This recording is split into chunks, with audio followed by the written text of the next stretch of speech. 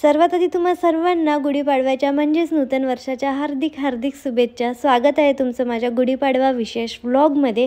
तर मागच्या वर्षी माझ्या लग्नानंतरचा आणि माझ्या नवीन घरातला माझा पहिला गुढीपाडवा होता। तर त्याच्यासाठी मी आदल्या दिवशी छानपैकी हातापायावर मेहंदी काढून घेतली होती आणि सकाळी उठून मी जी साडी त्या दिवशी वेअर करणार होती तिला मी अजून इन्हान्स करायचं ठरवलं, थोडेसे पदराला लटकन वगैरे लावून। त्यानंतर माझं ब्लाऊज तुम्ही बघितलंच तर आलिया भट्टच्या ब्लाऊजशी इन्स्पायर होऊन मी ते ब्लाऊज रेडी करून घेतलं। त्यासाठी लेस नॉड वगैरे सगळं मी प्रोव्हाइड केलं आणि टेलर करून शिवून घेतलं। आता त्याच दिवशी मिस्टरांचं ऑफिस होतं म्हणून त्यांना ऑफिसला जायचं होतं, तर त्यांनी जाण्याच्या आधी गुढी उभारावी अशी माझी इच्छा होती म्हणून मी सगळं आवरलं, आंघोळ वगैरे केली आणि जायच्या आधी त्यांना आधी गुढी उभारायला लावली। त्यानंतर गुढी उभारून ते नाश्ता वगैरे करून ऑफिसला चालले गेले। मग मी निवांतपणे मस्तपैकी रांगोळी काढली आणि त्यासोबतच तोरण तर आधीच लावून घेतलं होतं।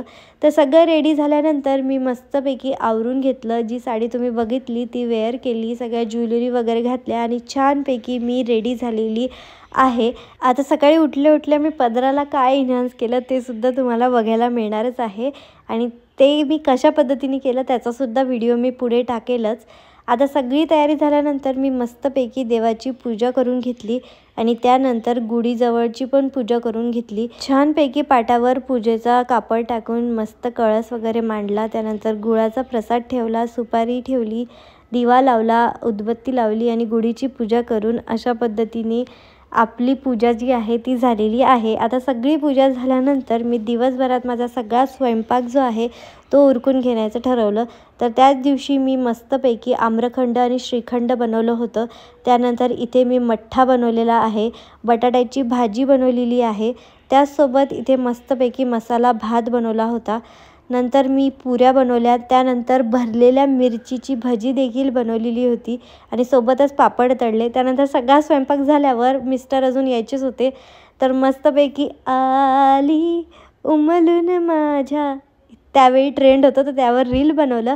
नंतर संध्याकाळी मिस्टर आले, थोडं उशीरच झाला होता गुढी उतरवण्यासाठी, पण ठीक आहे। मग मस्तपैकी गुढीला प्रसाद दाखवला, आम्ही जेवण वगैरे केलं आणि गुढी काढून घेतली। अशा पद्धतीने छानसा गुढीपाडवा आम्ही दोघांनी सेलिब्रेट केला। तुम्हाला कसा वाटला हा व्हिडिओ मला कमेंटमध्ये नक्की सांगा। तुमची कमेंट ऐकण्याची आतुरता मला लागलेलीच असते आणि व्हिडिओ आवडला असेल तर लाईक शेअर सबस्क्राईब करा आणि सोबतच माझ्या इंस्टाग्राम अकाउंटला फॉलो करा।